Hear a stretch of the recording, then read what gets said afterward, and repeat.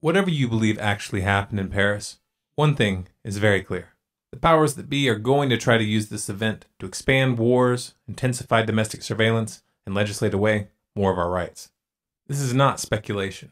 They've already started in France, in the UK, at the EU level, in the US, and they are going to attempt to push this on a global scale, all nicely coordinated to ride the wave of outrage that followed the attacks.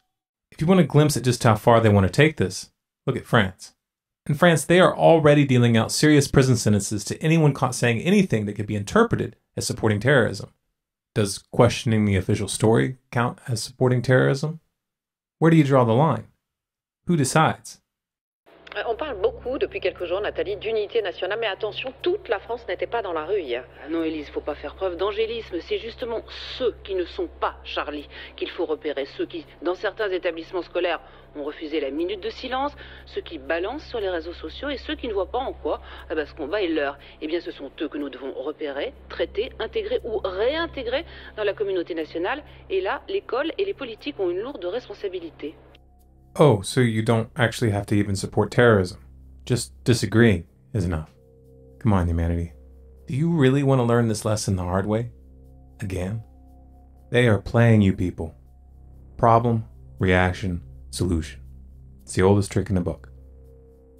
With so much riding on this story, obviously there are those who have a vested interest in preventing evidence that contradicts the official narrative from reaching the public. On January 10th, we uploaded a video entitled Charlie Hebdo Shootings Censored Video. Within 24 hours, it had over 1 million views.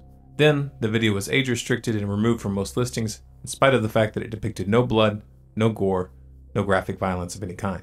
It did, however, present evidence which challenges the official narrative of the event. In spite of being age restricted, the video continued to grow and added another 1 million views. We uploaded a French translation of the same video on January 12th. Within 1 day, the French version was taken down completely. Not age restricted, not blocked in some countries, completely deleted from the site. Again, this video showed no blood or gore whatsoever. We proved this by zooming in and slowing down the footage. We're not going to show that footage again here. We're not going to give them any excuse to block this video. However, if you enter the following URL in your browser, you'll find a download link to the original files. Watch it and come to your own conclusions. Of course, there's much more at stake here than our little video, or even the Charlie Hebdo event itself.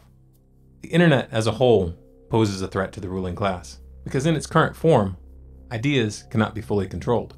The internet in its current form makes it very hard for them to hide their corruption, their wars of aggression, and their covert operations. And that makes it hard to govern. They intend to change that. For your security, of course. Funny, isn't it? 17 people get killed in France, supposedly over an issue of free speech. And the first thing that governments of the world want to do is use that event to take away free speech on the internet. It's also funny that these same governments expressed no outrage whatsoever as the United States military killed hundreds of thousands of civilians in Iraq, Afghanistan, Pakistan, Yemen, and elsewhere. Apparently, it's not murder if you use a drone or a guided missile. Apparently, it's not terrorism if women and children are killed by soldiers and government bureaucrats. We have heard that 500,000 children have died. I mean, that's more children than died in Hiroshima. And you know, is the price worth it? I think this is a very hard choice, but we think the price is worth it. No, it's only murder when politicians and the corporate media tell you it's murder.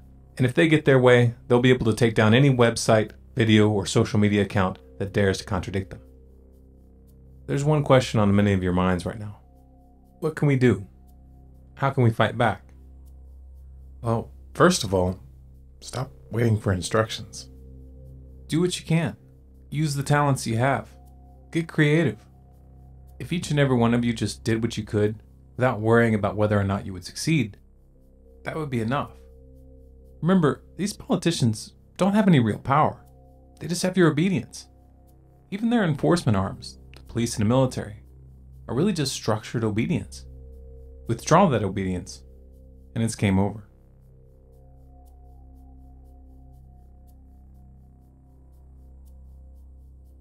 If this message resonates with you, spread it.